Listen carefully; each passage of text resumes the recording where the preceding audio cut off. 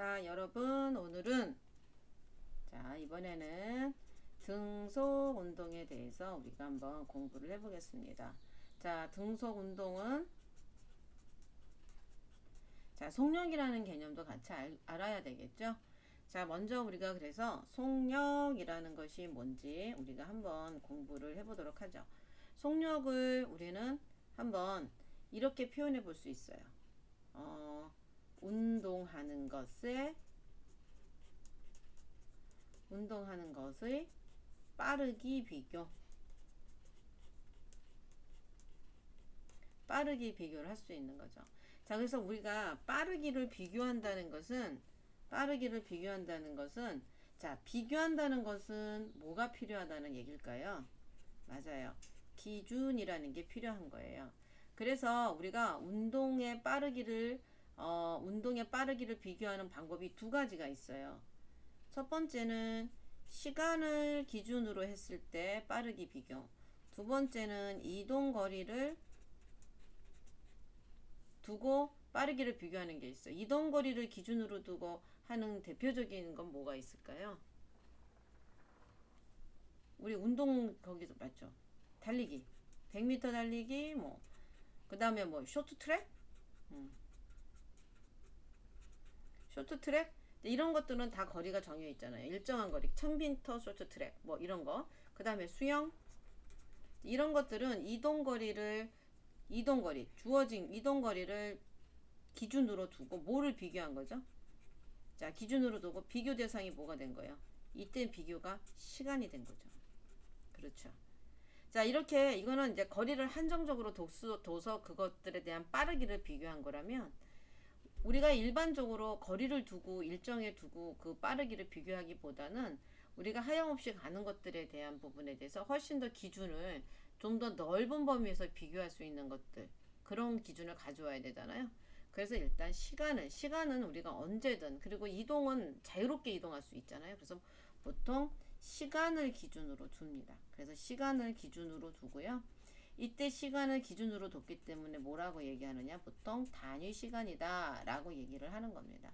그래서 단위 시간이고, 이때 비교는 뭐를 비교하는 거예요?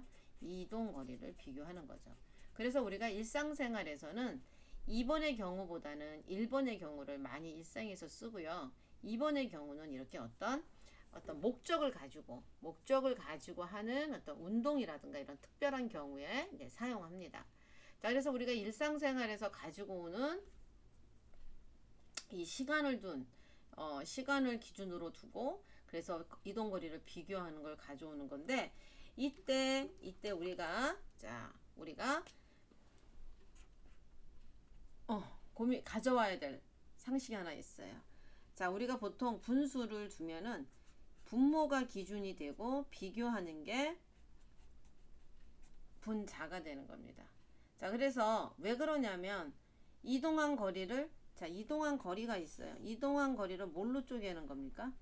이쪽으로 이동했으니까 시간으로 쪼개는 거죠. 그래서 이거는 기준이 되는 거고, 그 다음에 위에 비교가 요리 되는 겁니다. 그래서 기준이 시간이 되는 거고, 비교가 이동 거리가 되는 겁니다. 자, 그러면 시간은 세크가 되겠죠? 초가 되고, 이동 거리는 보통 미터 씁니다. 그래서 미터. 그래서 우리가 흔히 쓰고 있는 미터 퍼 세크라는 단위가 이렇게 속력이라는 단위로 나오는 거죠. 그래서 오늘 여러분들이 속력이라는 거를 배웠습니다. 자, 그래서 속력이 이 속력이라는 말이 이렇게 표시가 되는 거예요. 그래서 단위 시간당 그러니까 단위 시간 당 기준이 되는 거죠. 그렇죠? 이동한 거리 이렇게 표시한 이유가 바로 이건 비교 이렇게 되는 거예요. 그래서 여러분들이 6학년 때 배운 내용을 선생님이 다시 한번 가지고 온 겁니다. 그래서 여러분들 요걸 잊지 마시고 공부를 해뒀으면 좋겠고요. 자, 그래서 속력이라는 것이 우리가 이라는 걸 알았어요. 자, 그러면 등속운동이라는 것은 뭔가 우리가 한번 고민해 볼 필요가 있겠죠. 자, 등속운동이라는 건 뭘까요? 그러면 자, 등속 운동이라는 걸 다시 한번 써볼게요, 선생님이. 자, 등속 운동. 자, 등 같을 등 속 속력. 그러니까 등속 속력이 어떻다? 자, 속력이 시간에 따라 변한다, 안 변한다? 그렇지. 시간에 따라 일정한 운동을 말하는 거예요. 자, 이거를 우리가 그래프로도 나타낼 수가 있어요. 자, 속력이 시간에 따라 일정한 운동이에요.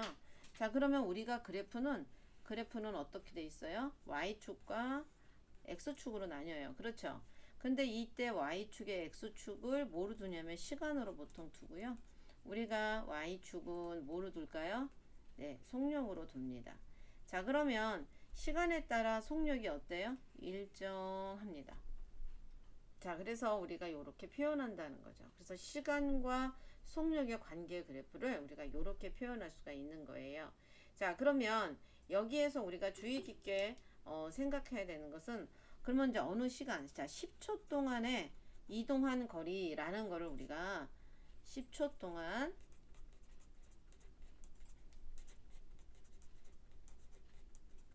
이동한 거리라는 거를 우리가 이야기를 한다면 이 속도로 이만큼 쓸고 간 거를 말하는 거잖아요. 여기까지. 그래서 우리는 여기를 이 면적을 우리는 여기의 면적을 우리가 자, 시간 곱하기 뭐가 되는 거죠? 속력. 이게 바로 뭐가 되는 거예요? 이동한 거리가 되는 겁니다. 그래서 얘를 이동한 거리가 S라고 보통 쓰기는 하거든요. 그래서 이동한 거리 S는 VT라는 공식이 나오는 것도 여기에서 유래가 된 겁니다. 그래서 여러분들이 등속 운동이라고 하는 것을 무조건 속력과 시간에서 이동한 거리는 VT 이렇게 외우지 마시고 이것이 어떠한 상황에서 만들어졌는가를 보셨으면 합니다. 자, 그런데 지금까지는 선생님과 시간과 속력 관계에 대한 그래프를 봤어요.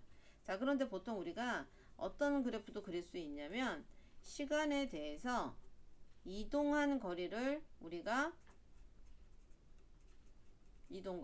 이동거리를 우리가 볼 수가 있어요. 자, 그러면 정지해 있던 물체다. 정지해 있던 물체가 힘을 받아서 움직였어요. 정지. 그러면은 이동거리는 처음엔 0이겠죠? 그래서 여러분들이 이제 데이터가 표로 1초 동안에는 얼마가 나오고 2초 동안에는 얼마가 나오고 이렇게 해서 나온 거를 이렇게 여기다가 자, 1초 동안에 1m 움직였어요. 자, 2초 동안에는 그 다음 또 1m 가가지고 여기 2, 3, 자, 3. 그래가지고 여기가 요렇게 움직이고 요렇게 움직이고 요렇게 움직였어요. 그래서 이거를 이렇게 이은 거죠. 그래서 시간에 따라서 이동거리는 이렇게 비례곡선이라는 게 되는 거예요. 자, 그랬을 때 우리가 여기서는 함수라고 하는 내용을 가지고 와서 우리가 해석을 할 수가 있는데 자, 요렇게 되는 거는 자, x축 변화량분의 y의 변화량 이건 기울기가 되죠. 그래서 x분의 y는 기울기 a가 된다라는 걸 알 수가 있는데 이때 그래서 시간분의 이동 거리가 결국은 뭐가 되는 거죠? 속력이 되는 거예요. 그래서 여기서에는 기울기가 속력이다라는 걸 알 수가 있습니다. 그래서 등속 운동에서는 이렇게 해서 문제를 푼다는 거. 그래서 우리가 요거 관련된 문제는 선생님이 다시 다음 영상에서 문제 푸는 것과 이런 이론과 연관되는 것을 알려드리겠습니다. 자, 여러분, 자, 여기까지 이해가 될 때까지 반복해서 들어주시기를 바랍니다.